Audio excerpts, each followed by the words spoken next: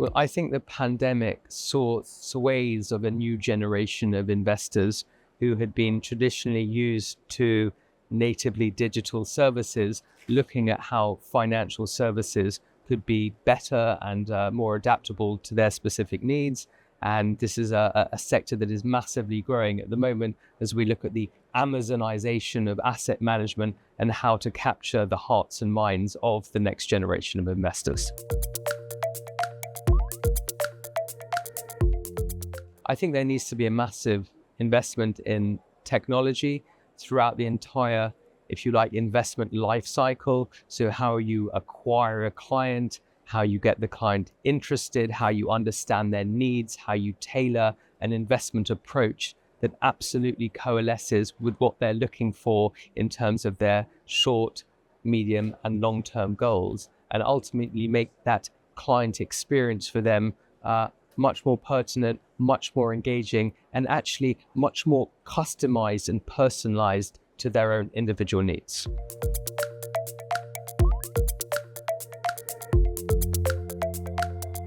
Our industry has been plagued by legacy technology for so long. Often it is expensive, it's slow, it's unreliable, it's difficult to adapt to a new climate. And I think that so far what we've seen around DLT and tokenization will absolutely be the answer to the technology that is needed to provide these new services as we go forward. So services which are much more adaptable to client needs, they understand client needs better, they are faster, they're cheaper, they're more engaging, they offer more choice, basically more akin to the digitally native services that this generation of investors are used to for every other part of their life, whether that's around shopping or holidays or ensuring that they're watching the programs, the movies they want on demand, what they're looking for. Financial services, and particularly asset management, has to be able to evolve to the next gen of investors who are used to these natively digital services, and DLT and tokenization very much a part of that. And I think we'll now see services which are better, they're more personalized, they're more customized, greater variety at a much lower cost.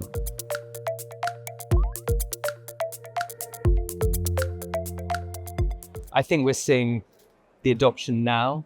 So it's not so much of a prediction as almost like a word of warning to those who are not embracing the possibility of this new technology. The kind of use cases that we're seeing now are absolutely, they're happening. People are investing in this space. And the use cases that we're seeing, whether that's around the tokenization of the fund wrapper itself, as well as the underlying investments, whether that's around completely digital investments, whether that's around, if you like, the next generation of separately managed accounts or SMAs, traditionally the preserve of the ultra high net worth or institutional investor. We, the end retail investor, we will be able to get that kind of service, that kind of engagement, that kind of investment solution now, which has traditionally been, the preserve of the high net worth or the institutions.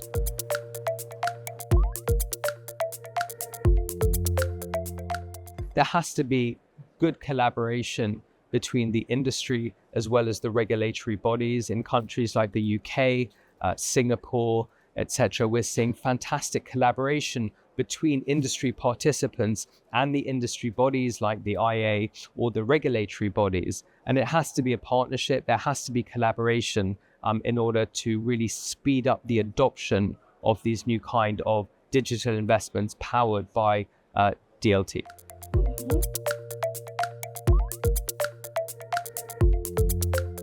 So I think ESG has been through different parts of its journey. I remember a time around the 2000 period whereby 84 out of every $100 that we saw going into an active equity fund was into one with an ESG category. I think sustainability is ultra high on everybody's agenda, both from an investment and indeed from a client perspective.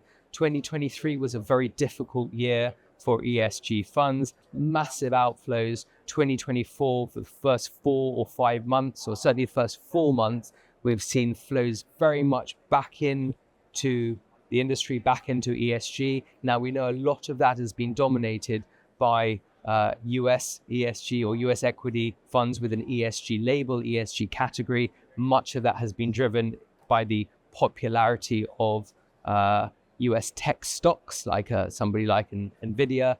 I think the ESG industry is going to go through the next wave of its evolution. Is going to become more professional, more transparent. There's going to be more standardization. I don't think yet there has been consensus in terms of whether actually it has provided the value to the investor that they wanted. Certainly very high on everybody's agenda. People nowadays seem to have much more of a social conscience and interest in sustainability. And I think all of this is going to go very much forward in terms of helping the ESG and sustainability part of our industry professionalize itself even more going forward. And that this will be, again, a very important part of the industry for many years to come.